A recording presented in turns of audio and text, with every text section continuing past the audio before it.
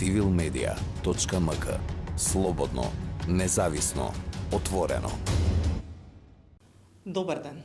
На уште еден панел на Цивил, овој пат да зборуваме за мултикултурализмот, за толеранцијата и за недискриминацијата, меѓутоа овој пат во фокус ни се младите и нивните перцепции токму за овие прашања. Оваа панел дискусија е дел од активностите на Цивил во рамки на проектот Чекор напред кон мултикултурно општество, со цел да го промовираме, и тука и нема ни да застанеме, мултикултурализмот, почитувањето на културната, верската и етничката различност, недискриминацијата и европските вредности во нашата земја. Денеска на овие теми ќе разговараме со Мелиса Кариман од Романо Авази, со Самет Шабани од Хоризонт Цивитас и со Дејан Резински, проектен координатор во Младинскиот образовен форум. Драго ми е што сте денеска со нас и се надевам дека ќе имаме плодна дискусија, затоа што светот останува на младите и ако некој треба да придонесе кон градење на мултикултурно општество и такво да остане со почитување на различностите како едно богатство, а не како предмет на раздор, толку младите. Јас би започнала со првото прашање за сите, како го перцепирате мултикултурализмот во нашето општество и би ја замолила дамата, односно Мелиса, ако се слушаме, да започнеме со тебе. Значи, како ти, како млада личност, го перцепираш мултикултурализмот во нашето општество? Јас мислам дека само да се има соживот помеѓу младите. Јас како млада личност, јас пораснав и сраснав во мултиетничка заедница, што тоа е во иднина, во секашност и во иднина многу ми помага да можам да се прилагодам врз секое лице што доаѓа од друга етничка припадност или религија. Меѓутоа сме се среќавала со лица кои те не можеле да се прилагодат на мене како ромка, нели? Ако идеме, например, на некоја забава или разговараме за нешто, јас проблемот го увидов во тоа дека е многу погрешно што се делат заедниците, каде ќе живеат роми, каде ќе живеат албанци, каде ќе живеат македонци според населба. И тоа предизвикува проблем и нетолеранција помеѓу младите. Јас мислам дека за да се има мултикултура треба од мали нозе децата да се дружат, да живеат заедно, да учат заедно, а не да се дела по паралелки и живеење. Што мислиш, кои алатки би требало да ги примениме вие како млади луѓе за да ги надминеме овие проблеми? Како да го изградиме тој соживот? Јас мислам треба да се презема повише мерки и активности за деца, пошто нели од мали нозе кога почнува да се гради детето, да се преку спорт, преку екскурзии кои што ќе има мултиетнички што ќе бидат надпревари, игри, учења за историја, култура на различни традиции. Ти благодарам, Мелиса, ќе продолжиме и понатаму, особено за спортот би сакала малку да позборуваме. Меѓутоа, Самет, како ти го перцепираш мултикултурализмот? Па вака, значи кај нас мислам дека на некој начин се уште е жално што ние 30 години веќе помина, се уште некако во некој начин мора се уште да ни е некој тренд топик. Значи фактот дека се уште треба да зборуваме за тоа покажува дека во усвој имаме некои појави на сепак на сегрегација, како што спомна и колешката од Тетово, значи на пример гледаме тренд, се уште го гледаме тој трендот на пример и во локации, значи сега и трендот на купување на имоти според тоа, ајде да видиме дали нашите се повеќе таму. Со нашите, значи, нели предвидуваме одма етничка припадност. И, значи, сепак, иако 30 години се работеше назад, значи се работи се уште на оваа тема, се уште се зборува, Значи сепак се уште постои некоја потреба за таа тема. И тоа докажува дека најверојатно можда треба да се смени начинот на имплементирање на било какви активности или проекти или така, бидејќи ако 30 години назад сепак уште зборуваме за дали да може да има импакт некои такви активности, проекти и така натаму за оваа тематика и сепак да се зборува се уште на оваа тема, мислам дека докажува дека треба можда да се нам промени начинот. Ние мислам дека во основа се уште ги доживуваме некако и влијањата или последиците од воениот конфликт па натаму од 2001 пост, значи 2001 периодот, како што спомнав, тоа можеше да се види и со трендот на внатрешно иселување, значи во Македонија, нели одредени граѓани од одредена етничка припадност одат во одреден дел на Македонија, другите на другиот, значи тој тренд сепак продолжи како последица на самиот воен така тој да кажам конфликтот во 2001 и може да видиме дека се уште последиците ги гледаме во перцепцијата на безбедност. Значи и бидејќи самиот конфликт и последиците асоцираат повеќе на потребата за безбедност и тоа рефлектира и во самата перцепција што имаме кон мултикултурализмот. Значи ние некако стануваме задоволни дека имаме мултикултурализам кога немаме тепачки. Значи начинот како го анализираме или начинот како ни останува вредно фактот дека имаме мултикултурализам е дека немаме веќе насилство, немаме тепачки, немаме конфликти и така натаму. Значи мислам дека тоа е некој се уште првичен степен на перцепција кон мултикултурализмот. Значи ние треба да го надминеме тоа и да одиме на вториот степен, уствари да имаме некаков проактивен мултикултурализам. Значи не само меѓутоа како да го промовираме и како младите луѓе, младите генерации, особено оние кои што се родени после 2001 година, да стигнат до тој втор степен на прифаќање и на промовирање и на живење на мултикултурализмот. Затоа што ова се веќе негативните аспекти за кои што ти зборуваш. Кој е позитивниот? Како позитивно да дојдеме до позитивното во тоа мислам дека почнува со добар начин на воспитување од најпрвин од семејството. Значи кога родителите ќе бидат доволно зрели да ги надвинат самите траумите од тој воен конфликт и натаму и да зборуваат само позитивно уствари кај децата дека да, во минатото имавме такво нешто, но таа остана во минато и сепак успеевме да најдеме некое решење политички, малку општествено и така сме позиционирани кон позитивни да кажам позитивни работи во општеството, како што е на пример членството во ЕУ и така натаму. Значи веќе сме во тој фокус, но сепак значи тоа останува како ние останува до родителите, до наставниците, како тоа да го артикулираат кај децата. Значи, овие мали, но конкретни позитивни чекори кои што ги имаме веќе со години во општеството. Твојата препорака е да работиме со постарите генерации, за да им смениме нивната перцепција, тоа е малку тешко за да можат да влијаат позитивно на младите. Дефинитивно. Ти благодарам Самет. Дејан, добре дојде.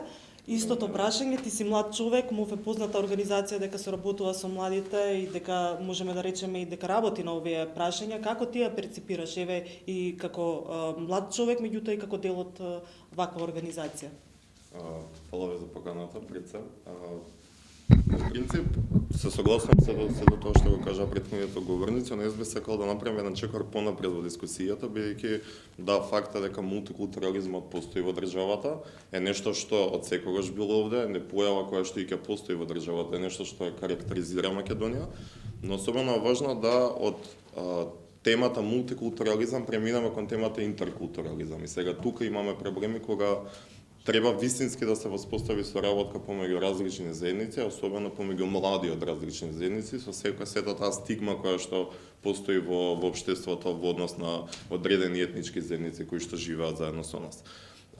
Мојата препорака во однос на ова е дека образованието е особено клучно за менување на перцепцијата и особено издигнување на тие интеркултурни односи кои што би требало да постојат во една здрава демократска заедница, со цел да можеме тој мултикултурализам да го ставиме во пракса, бидејќи не е само да бидеме свесни дека постојат различни заедници во нашата држава, туку е многу важно да стимулираме соработка помеѓу тие заедници. Тука дефинитивно се согласувам со Мелиса што кажа дека ваквиот начин на размислување треба да почнува од мали ноза и можеби во една ситуација образованието е катализатор на таа прогресивност и таа перцепција кој што младите луѓе ги носат од своето семејство, од своите родители, потесното обкружување, но од друга страна образованието би требало да биде противтежа доколку учениците ги немаат тие ставови, не врегуваат со такви демократски компетенции кои што би требало да ги поседуваат во своето основно образование особено. Многу е важно што изминатиот период преку проектот НУСЕ за меѓуетничка интеграција се работеше на донесување на интеркултурни стандарди во основно и во средно образование, кои што на своевиден начин поставуваат добра основа за како формалниот образовен процес во основното и во средното образование би требало да вклучува елементи на интеркултурализам кои што нели како компетенции понатаму учениците би ги поседувале во тој активен дел од нивниот живот во заедницата. Колку постои, претпоставувам дека тоа претпоставувам дека ваквиот начин на работа треба да се спроведува на терен, дека треба вие да бидете во контакт или во директен контакт со чинителите, односно внатре во образовниот систем во училиштата. Колку има интерес, колку има разбирање, да речеме од наставниот кадар, па понатаму и до родителите, па и до самите ученици. Апсолутно интересот е голем, не за друго бидејќи целта на наставниците да го развиваат образованието. Тука особено влијание имаат и клучните образовни институции како МОН, Бюрото за развој на образование, кој што дава поддршката да некој нова парадигма на образованието се инкорпорира и во нашиот образовен систем. Особено е важно, како што напоменавте на терен, да се земат сите предизвици кои што одредена заедница ги нуди и ги има со себе. Не може да се воспостави универзално правило дека ова е начинот на кој што се практикуваат или се воспоставува интеракција помеѓу млади од различни етнички заедници, но е битно да се земат различни фактори влијат на целата оваа појава. Значи, фактот колку одредена општина или заедница е хетерогена влијае за начинот на активностите што се спроведуваат во училиштата. Колку самото училиште е хетерогено, односно има настава на различни јазици, толку придонесува кон практикување нова интеркултурно однесување помеѓу учениците и создава можност за воспоставување на поквалитетна соработка.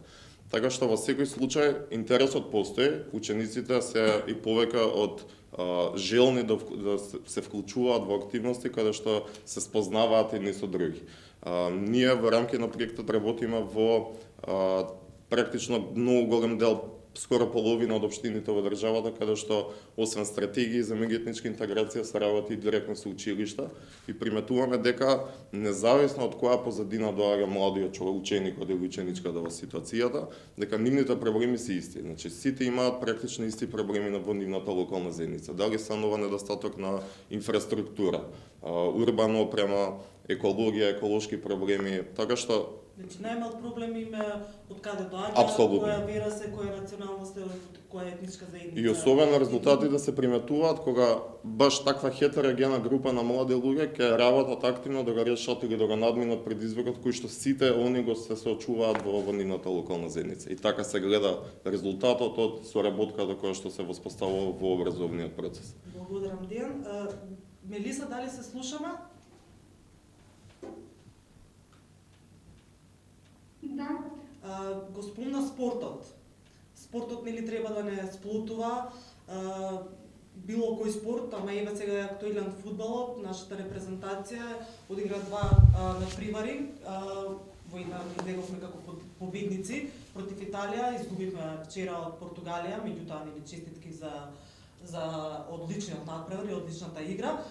Меѓутоа, она што остана впечатливо се навивачките групи или како всушност младите луѓе го воспримаат тој овие надпревари. Не знам како било во Тетово, меѓутоа можеше по социјални мрежи да се види дека имавме малолетници кои што или млади лица кои што извикува пароли или добро познати навредувачки полни со говор на омраза, пароли, и сме биле во минатото и сведоци на физички пресметки после вакви или надпревари од навивачки групи, меѓутоа и од индивидуалци.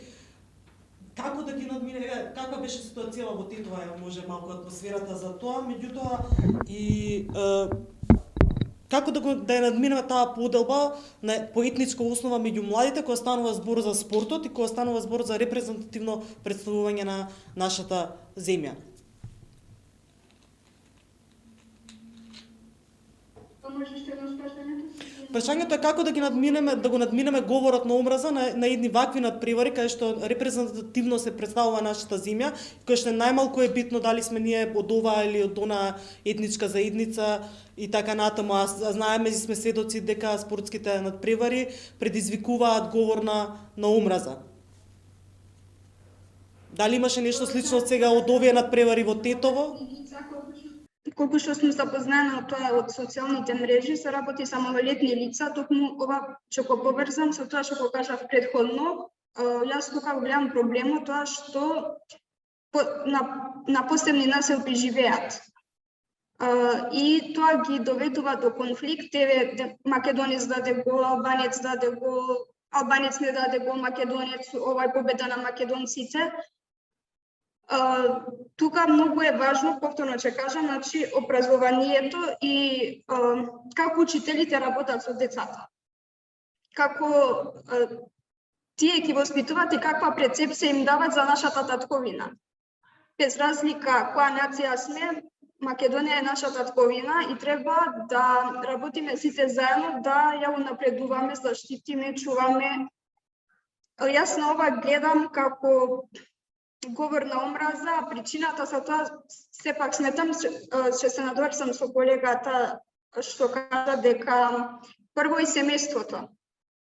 Семејството е многу битен елемент како ќе му даде на детето да гледа во неговиот град, во неговата држава, во неговата татковина и да работи на тоа детето да не расте со стереотипи и предразсуди дека ова е наша татковина и треба да живееме во неа и да ги почитуваме сите.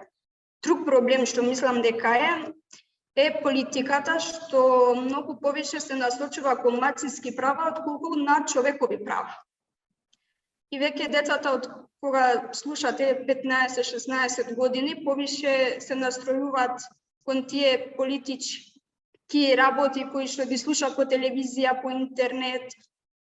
И тука доаѓа омраза, стереотипи, предразсуди, нас како малцинство ни следува ова, не имаме можности како малцинство за ова. Сепак мислам дека повеќе треба да се зборува за човекови права, за вредности и за култура, отколку за тоа која нација колку права има. Сепак сите сме од една татковина и треба да се бориме за нашата татковина да унапредува без разлика кој што е од каде доаѓа. Благодарам, Мелиса, ќе се надоврзам самет како стигнавме до тоа спортот да се исполитизира. И да имаме сега млади генерации кои што не знаат за што навиваат. Не знаат како да се радуваат на една победа или како да честитаат на пораз, да речеме. Изгубена утакмица, меѓутоа на одлична игра. Да. Па, реално најпрви би почнал со тоа дека мислам дека фудбалската репрезентација беше добар пример на меритократијата. Значи, кога и даваме можност на тој што заслужува, може да видиме на видум некој добар успех. Значи, тоа се види во последните 5 до 10 години на самата трансформација на екипата и видовме дека усвари кога сепак и се дава можност на тој што заслужува место, усвари може тогаш да да имаме некои конкретни успеси во државата. Значи, како што спомна и Мелиса од Тетово, ние последните години многу се занимаваме, значи веќе 30 години се занимававме со квантитизирање на правата според етничката припадност. Значи, нели, самиот рамковен договор имавме имаше еден клучен аспект, имаше една клучен цел, што веќе нели таа рамка веќе се заврши и сега, како што спомна и колешката, е време да се насочиме уствари кон тие човекови права или пак некои нови концепти на самите европски вредности, значи кои што повеќе се заосновуваат токму на таа меритократија, значи веќе да и се дава можност на тој што заслужува. Сега кога веќе тоа го постигнуваме во една екипа, во репрезентацијата, во друга страна пак гледаме дека внатрешно, не како национална фудбалска репрезентација, туку во внатрешната лига на екипи, гледаме дека имаме и како големо влијание на самата политика во таа област на спорт, каде што и сите навивачки групи многу добро знаеме дека директно се некако поврзани со политичките партии и уствари одат тие таквите видови на соработки според политичките случувања, да се активизира малку, например, ова делот на насилство во спортот и гледаме дека уствари оди некако се диригираат според потребите на политичките партии. И тоа го видовме и во минатото и сега се уште, за жал, постои тој тренд. И мислам дека добро е екипата и фудбалот и екипите како такви да бидат повеќе настроени и да бидат повеќе поддржани од самите граѓани, не да функционираат врз основа на волјата на политиката. Значи се знае дека фудбалот е повеќе како општествена појава, значи од граѓанинот. Значи од самото општество, тоа е дел на општеството, а не да биде диригирано, значи или оркестрирано од политиката. И затоа значи треба да се врати таа волја кај општеството, да фудбалот да биде перцепиран како нешто што е нивно и дека уствари тие треба да имаат глас на тоа, а не да остане значи све да биде оркестрирано некако од политиката. Благодарам себе, Дејан, истото прашање. Мощна комплексна појава за нешто што треба многу време за да се поправи или да се коригира однесувањето на поединци. Изолирани случаи секогаш има. Значи, ако нашата цел е да целосно ја елиминираме таа појава во општеството, бидејќи не е само кај нас, туку е појава и на глобално ниво, тогаш имаме многу сериозна битка која што треба да ја водиме и барем лично мој мислење дека сме далеку од тоа. Но мораме да се движиме да тие изолирани случаи институциите соодветно ги адресираат и постапат кон нив. Во однос на духот и колективноста што ние како општество делиме едни со други, секако дека треба време за да се појават резултатите. Особено што станува збор за појави и општествено живење кое што треба време да се изгради. Значи сите овие активности кои што сега се донесуваат, стратегии за меѓуетничка интеграција и слично, најверојатно ќе им треба време да заживеат првенствено во институциите, во образовните институции, помеѓу наставниот кадар, помеѓу младите, за да може да се појави резултатот. Се согласуваме дека си носиме багаж од минатото кое што се уште ни попречува да потрезвено ги гледаме работите. Политичкото влијание во државата е особено големо, особено од страна на политичките партии кои што често знаат да се замешаат во сфери на живењето каде што не би требало да го има нивното влијание, но затоа сепак индивидуалната одговорност на нас како луѓе и граѓани на државата во која што живееме е како ние ќе постапиме, како ќе ги филтрираме информациите кои што ги добиваме.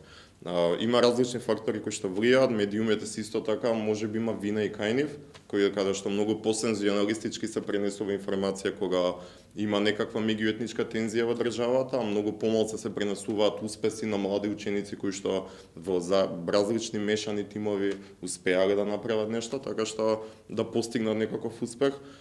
Истото се однесува и на спортот, кој што практично нашата фудбалска репрезентација е најодличен пример на што значи баш интеракција помеѓу различни тикуми за заедничка цел. Значи, ако нешто пластично би можело да биде објаснато што значи интеркултурализмот, тоа е токму репрезентацијата која што ние имаме, која што вчера исто така одигран фантастичен надпревар, но мораме да научиме тие момци дека мораме да соработуваме едни со други. Во ова сценарио е фудбал, во секојдневното живење, тоа значи да имаме почиста животна средина, поквалитетно образование, поубава урбана опрема во нашето мало и слично, за да можеме да ги постигнеме истите успеси за кои што постојано зборуваме. Значи да се фокусираме на она што ни е заеднички интерес, а не на она што не разделува и создава раздор меѓу нас, а тоа претежно е нели се политичките наративи. И се разбира нели она за медиумите и ослободување од политика, нивно ослободување од политиката е исто така битка која што допрва треба да се бие кај нас.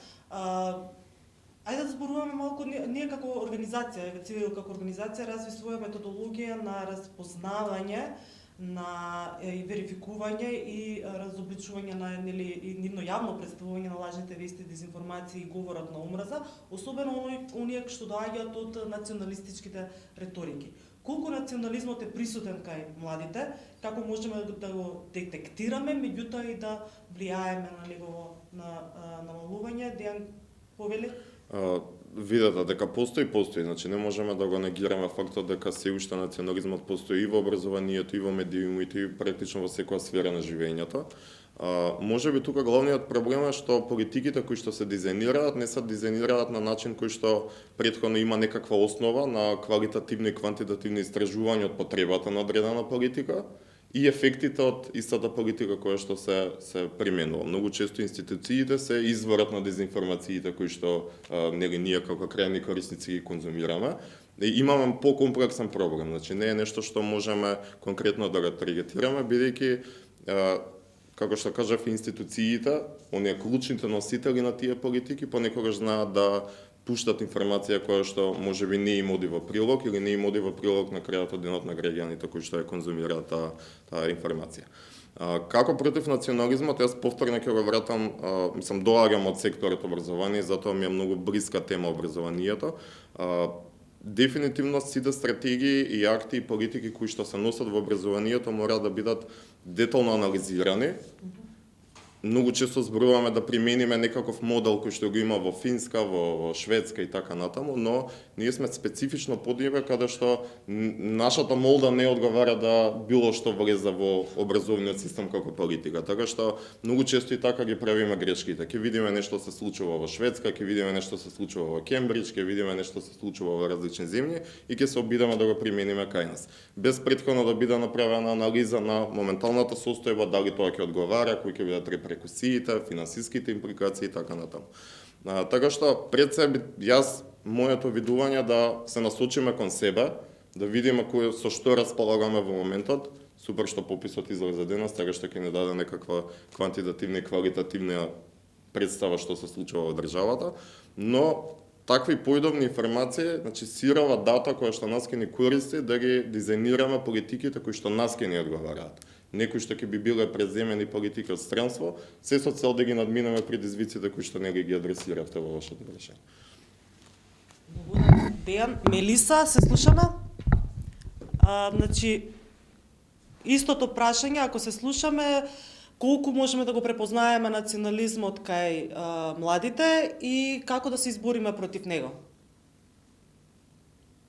Јас мислам дека веќе подолго време постојат вака активности кои се превземат за да се сузбие говорот на омраза, меѓутоа тоа што можам да го видам преку социјалните мрежи, дека многу тешко оди сето тоа. Јас не знам што конкретно да кажам, што би можела да кажам на оваа тема, бидејќи јас сум активист кој се бори против овие предрасуди и стереотипи, за да не дојде говор на омраза, бидејќи од нив доста често излагат и кривични дела, што уште повише ја комплицира целата ситуација. На социјалните мрежи тоа многу брзо се шири, па уште повеќе проблемот стана после уште поголем, уште подлабок, уште повеќе со вреđања, со некои дискусии непријатни преку коментари. Јас мислам дека ова би требало уште многу повише време за да се скрати, како што кажа и гостинов друг. Тоа е нешто што го има од секоја сфера во живењето и јас мислам дека и ќе продолжи да го има без разлика колку и да се прави нешто во иднина. Благодарам, Мелиса. Самет нешто по-оптимистички. Како да го надминеме, како да влијаеме на младите, да ја сменат реториката? Да. Што повеќе даваме можност на заеднички јавни простори, за користење на јавните простори, толку повеќе ќе имаме можност за такво нешто. Мислам дека почнавме веќе барем до некаде, например, трендот на пример дури на гастрономијата, например, кафулињата или кафето кај што ќе седат младите или некои други, например, ресторани за јадење. Ние знаеме дека и дури и на нив имаме некоја идентификација од типот ова е албанско кафе, ова е македонско кафе. Значи, дури и тие јавни простори кај што може да се попиеме кафе, уште се некако идентификувани, но гледам дека со текот на времето тоа се нарушува и веќе имаме што повеќе, почесто може да видиме дека младите имаат можност на повеќе заеднички јавен простор. Значи, гледаме дека веќе имаат трендови сите да имаат повеќе можности да се сретнаат и уствари тоа да видат дека не е ништо страшно уствари. Тоа е тоа чудно чувство кое што треба да го надминуваме секој кај себе си. И кога таквите можности или било преку проекти или било преку различни активности кои што на сите нас не тангираат, ќе видиме дека уствари тоа може да се нарушува. Ние пред некаде 10 дена имавме работилница за меѓуверски диалог со теолошки студенти од сите факултети на различните теолошки факултети овде во Македонија, од 5 различни верски заедници и во крајот на работилницата имавме сесија каде што предвидувавме предлог акции за мир во заедницата. Значи како тие самите би можеле да придонесат во општеството. И имаше толку креативни, иновативни и добри идеи, например, кои што навистина ни оставија впечаток, и дури сега впрочем мислевме, значи некако да се снајдеме, да можеме тие акции да ги спроведуваме уствари во самата заедница. Имаше и како што спомна и колегата, например, преска како најоснови работи. Значи, например, да имаме чист јавен простор. И сега, например, една од предлозите беше да формираат токму тие ученици од многу различни верски припадности, да стварат некоја традиција, тие самите студенти да одат во одредена општина и заеднички да ги чистат црквите, џамиите и сите свети храмови што ги има во одредена општина. И сега, значи, сакаат тоа да го претворат на некоја традиција која што ќе продолжи со години, така да стане некој вид на впечаток и кај младите генерации, дека уствари тоа не е ништо страшно да одиш и да чистиш храм на некоја друга верска припадност на која што не и веруваш. И мислам дека со вакви мали чекори, некојаш многу конкретно, може да видиме дека уствари самите млади имаат креативност и имаат добри идеи и само останува да им даваме простор за тоа да може да го спроведуваат. И затоа јас реално имајќи го предвид еве ова трендот како што зборувам преку проекти, на пример кога гледаме со млади учесници, гледам дека имаме многу голем простор зашто да бидеме оптимистични, бидејќи не очекувани многу на позитивен начин страшни млади кои што размислуваат многу поотворено, поглобално. Можда тоа е самото влијание дека денешните 18 годишни деца имаат се генерација кои што пораснаа со Инстаграм, па со ТикТок, па со тоа, значи со глобалниот свет директно, а не со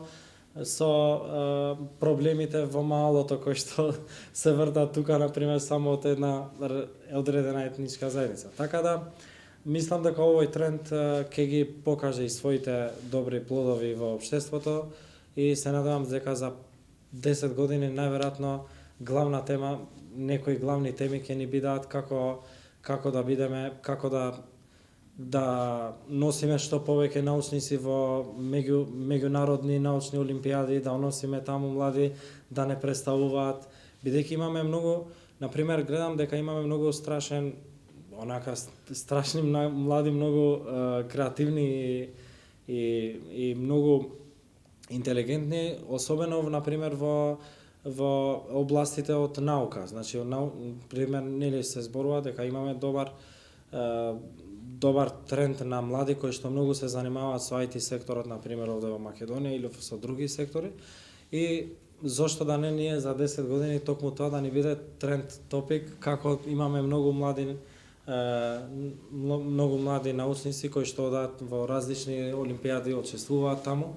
А многу малку знаеме за нив, кои се... Да, и мислам дека ова ќе не биде и веќе тренд за некои 10 години, бидејќи, како што спомнав, веќе доаѓа една генерација која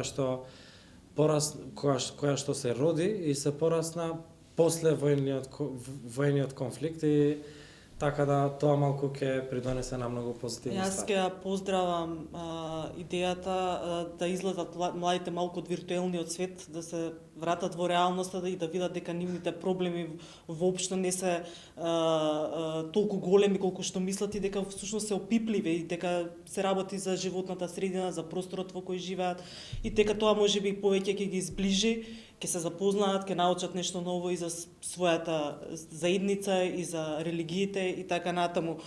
Сето ова за кое што денеска зборуваме, значи сите овие да речеме теми се на некој начин инкорпорирани во стратегијата едно општество за сите, која што нели сега ќе се спрема нова да излезе. Колку вие сте запознаени или еве лично, меѓутоа и колку младите знаат за тоа и како некоја препорака да дадеме како може стратегијата да помогне во градење на некои позитивни наративи, да помогне во градење на мултикултурно општество, во создавање на простор, да имаме толеранција меѓу себе и младите, нели? И тоа да биде еден наратив кој што ќе продолжи понатаму. Надвор, нели, од она што е стратегија и што е институција и така натаму. Повели. Да. Добро е што постојат политики, како и да е, колку и да се, значи top to down политики, значи донесени од централно ниво некоја стратегија и после треба имплементација надолу до самото општество. И добро е тоа што постојат и ваков начин на проекти, добро е што веќе со години нели зборуваме дека имаме како и таков, имаме некои таков мајндсет кај општеството дека треба да го почитуваме другиот, треба некако да соживуваме и така натаму. Тоа е веќе, нели, зборуваме секогаш за нашите дедовци како живееле заедно во некои општини и така натаму. И сепак кога се донесуваат овие стратегии, многу е важно во таа, да кажеме, таа иерархијата на која што во крајниот дел на иерархијата која ќе треба тоа да се спроведува од страна, на пример, на наставниците, како тоа ќе се спроведува. Значи, затоа мислам дека многу е важно да се работи со последната алка на таа иерархија на политиката. Едно општество за сите, на таа политика. Како дали имаме спремен наставен кадар за таа одредена политика. Значи, мислам дека треба масивно да одржуваме обуки околу ова, бидејќи ние сега колку и да нели зборуваме, коментираме, јас знам случај кај што наставници кои што учествуваат во проекти за мултикултурализам, било тоа од USAID, било тоа некои други проекти, но са студенти, ама и викате, окей, ама пазете. Значи, на мултикултурален проект, наставникот некако ги алармира студентите да пазат додека се дружат овде во таа активност на мултикултурализам. Значи, имаме и вакви случаи. Тоа ни докажува дека уствари треба добро да работиме со тој наставниот кадар, значи да има обуки околу овие тематики и најпрвин да бидат добро сватени и прифатени од нивна страна, значи од наставниот кадар. И штом ќе бидат добро обучувани самите наставни кадри, тогаш може да зборуваме дека би имале некои така tangible results, што викаме, нели? Значи некои допирливи успеси и импакт на таквите политики и до младите. Затоа мислам дека е добро да организираме што повеќе, например, обуки, особено, например, и студиски посети. Мислам дека од малку од искуството некојаш со проекти, тоа што можда го евалуираме и од самите, например, проекти кога имаме активности, гледаме дека особено студиските посети имаат добро позитивно влијание овде во Македонија, особено со наставниот кадар. Значи, кога тие имаат можности да одат во некоја европска земја и да ги видат трендовите таму, да ги видат некои трендови во наставниот процес, како тоа го одвиваат, значи, наставници таму во странство. И кога имаат вакви прилики, и гледаме дека наставникот се враќа со солидно променет мајндсет на настава. Значи, затоа ваквите можности мислам дека може да придонесат многу позитивно особено кај наставниот кадар, како што спомнав, што се последните во таа алката на спроведување на некои политики. Благодарам. Дејан, истото прашање за тебе, како да направиме успешно да биде стратегијата? Нешто што е можеби симптом на нашето политичко функционирање, што многу често се донесуваат стратегии, заклучоци и препораки и остануваат во нечија фиолка заклучени и останува само мртво слово на хартија. Особено е важно кога ќе се донесе таков стратешки документ, бидејќи особено вакви стратегии кои што се подолгорочни би требало и владата, централната власт, секако општините како децентрализирани тела на одлучување и граѓанските организации малце активно да гледаат на операционализирање на овие документи. Што би значило тоа? Кои се импликациите од тој документ во пракса? И затоа најчесто се сведуваме на дискусии каде што, окей, донесена стратегијата, ништо не е сработено, ама ќе работиме нова.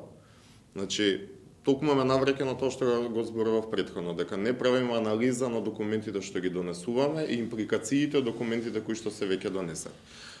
Се бележи тренд на подобрување на ваквото однесување кон такви стратешки документи на ниво на држава. И особено е важно како тие документи, бидејќи не можеме да очекуваме дека од таков генерички текст дека секој се подобри одеднаш. Значи мора многу добро институциите првенствено меѓу себе да започнат со соработка, бидејќи било која стратегија опфаќа импликации кај Министерство за финансии, Министерство за образование, локална самоуправа и сите останати министерства кои што на некој начин ќе се пронајдат во тој текст. Значи најпрво би требало меѓуинституционално да започне соработката помеѓу институциите, дури се носи стратегијата и откога треба да позапочне имплементацијата, за да можеме крајните корисници, како што кажавте и вие, да ја почувствуваат вистинската активност или резултат кој што таа стратегија би требало да го постигне. Многу е важно да стратегијата е на општество за сите, конкретно во образованието е пресликана со, например, во наставни активности кои што училиштата ги спроведуваат, доколку се повеќе јазични училишта, тогаш тие спроведуваат активности на ниво на училишта, доколку се еднојазични училишта стапуваат во интеракција со партнерство со други еднојазични училишта кои што се на различен јазик од првичното, за да може токму да се создаде тоа запознавање ни со други, да се направи интеракцијата, бидејќи како што кажавме, регионално во државата негде постои голема хетерогенност на популацијата, негде постои хомогенност на популацијата. И многу е добро да се поттикнува таква регионална соработка помеѓу образовните институции, во случај училиштата основни и средни, за да можеме да ги придвижиме нашите ученици да се намали наративот на национализам, на спознавање, на мултикултурализам, бенефитите од живеењето со различни етнички заедници и можностите кои што секако глобалниот начин на живот неминовно ги носи да мораме да соработуваме едни со други. Со се тоа што во моментов се случува во светот, сваќаме колку зависиме едни од други, иако можеби нечии проблеми не толку не засегаат во моментот. Благодарам, Дејан.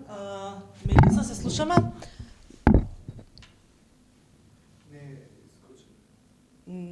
Не, во ред. Овде би сакал да се надоврзам на околу ова со стратегиите што зборуваме. Барем, не знам, мене лично малку сум вознемирен од трендот кај политиката,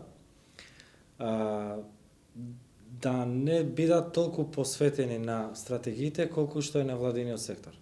Јас мислам, забележувам некој тренд кај што невладиниот сектор се доста посветени на ваквите стратегии и гледаат, например, да имаат што повеќе пристап, да може тие активности што се предвидени во стратегиите да се спроведуваат во локално ниво, дали тоа било во секторот на образование, на некој друг сектор.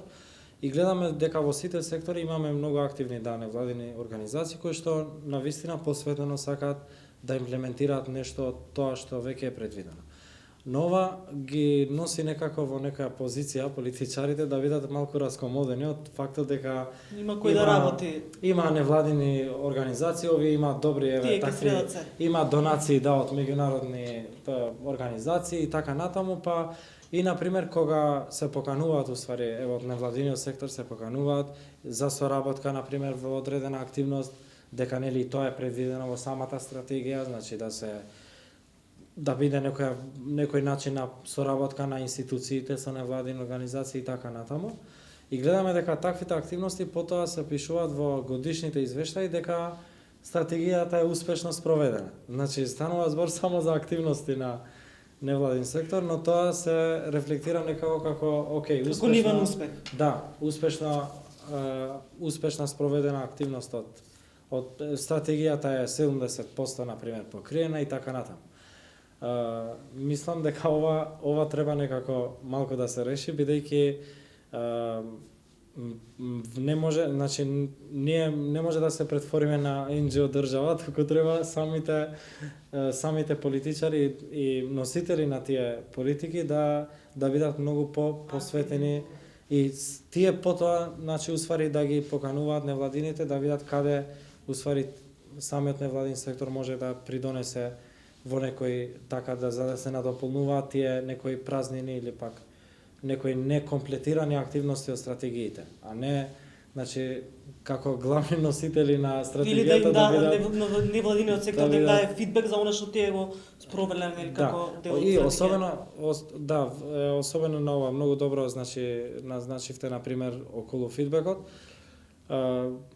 Мислам дека една од главните добри работи кои што невладиниот сектор посветено ги работи е особено делот на истражување на политики. Значи тоа што зборуваме, анализи на пример колку некоја одредена политика е успешна. Значи знаеме дека во развиените земји 70%, 80% на буџетот на одредена јавна политика се насочува на истражување на таа анализа.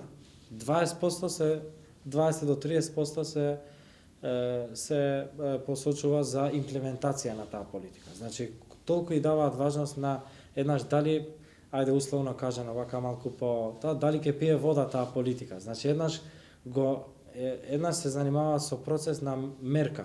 Дали тоа ќе биде соодветно, дали тоа ќе има некоја улога, дали тоа ќе влијае позитивно. Значи, имаат различни видови на тоа како го спроведуваат тоа истражување еднаш и кога ќе видат дека усвари пилот имплементацијата е успешна, тогаш се применува на јавна политика.